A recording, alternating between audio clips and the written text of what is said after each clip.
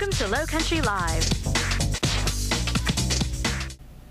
Welcome back. You can cook like a pro at home, and all you need is a couple go-to tips. And we've enlisted the services of Chef Marcus Samuelsson to help us out this morning. And we are very fortunate to have you here, Chef Samuelsson. How are you? Good. Great to see you. Now, not everyone knows exactly who you are, but I know you from Top Chef Masters. There you go. There you go, right? Yeah. And do you, we were talking about fishing, so. I love to fish. Do you fish a lot? I do fish a lot. Good. So I think, you know, when you cook, most of the time why people get intimidated by getting into new food might be because, you know, they don't know how the heat's going to come. They don't know how the stove's going to respond. Sure. And, you know, I think it's key to have if you want to invest in one thing in the kitchen at home, you want to invest in a great stove. Definitely. And I'm here all day today. I'm going to do lots of demos with BlueStar, with my Marcus-inspired stove there. And that's actually the closest thing you're going to get in the market to a restaurant stove. Now, I've got to say, what we're cooking on here is electric, and my favorite thing to cook on is what you've got over there, gas. Gas, absolutely. Because you can control your heat, right? You can control the heat. And also now, when you're here in Charleston, you have so many great restaurants. Sure. And you're inspired by the restaurant, right?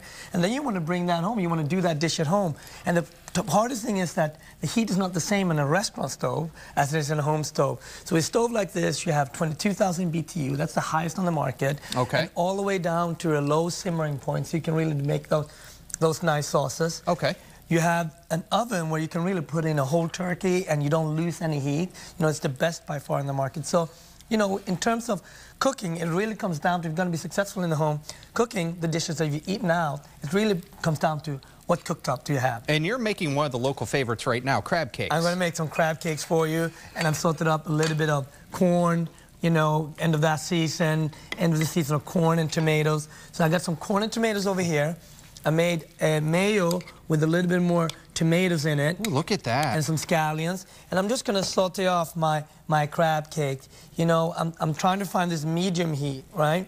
Oh, okay. So see, now I always thought with crab cakes you wanted to hit them real hard in the saute pan and then finish them off in the oven? You can do both, actually. You can do both. You just want to have, you want to get it nice and crunchy, right? So I started off on medium heat.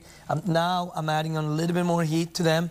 And then I'm going to flip them up, and they're going to be nice and crunchy. I love crab cakes. Oh, I do too. And a little trick that you did with yours that I've never seen done before, you put some mashed potatoes in there? Yeah, I want something to bind it. I have mustard in there, and I have a little bit of mashed potato. And that could be sweet potato, that could be pumpkin, you know, and I just want to have a lot of mayo in there. I really want it to be lots of crab and just something light to bind them. So the potato will work fine. Now, Chef, tell us a little bit about your restaurant in New York City. Yeah, my restaurant, Red Rooster, is in the center of Harlem. It's on 125th and Lenox Avenue, and we're having a ball there. We have a lot of great customers, and it's just wonderful to be busy. Now, do you find that you cook with a lot of the local ingredients up there? Absolutely. We buy as much as we can from the farmers market. Yep. And also the great thing with Rooster is that it's affordable, right? You can come in for the cornbread, but you can also have a steak dinner if that's what you want. Oh, so a little of A, a little of B. Yes, absolutely. I love it. So when you bring home that great fish after you've been out fishing, you got to come and try the BlueStar. You got to come and bring that stove home and grill it and see, you know, that's the best cooked up in the market. Now see, the bringing it back's the easy part. Are you going to fillet it for me too? I fillet it for you. You do that on the boat. You do that on the boat. I do that on the boat, so it's got to be ready by the time I get it back to the kitchen. Yeah. Okay. But filleting fish is an art by itself.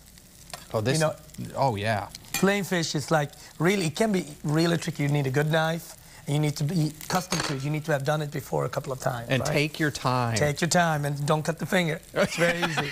It's very, very, very easy. Especially when you're rolling around on the waves out there. Absolutely. Oh, this looks awesome. It's going to be great. So, what's your favorite dish? What do you like? You name it, I like it. But crab cakes have to be one of my favorites. Crab cake is right up there, right? Fresh seafood, shrimp and grits, all that kind of stuff. Nice. Especially when they're completely fresh, just like this. It's going to come straight off the pan, just like that. And Chef, if they want to find out more information about your stove here? You can go to BlueStar.com and you can find out more about the stove. And we're going to be here all day today in Charleston.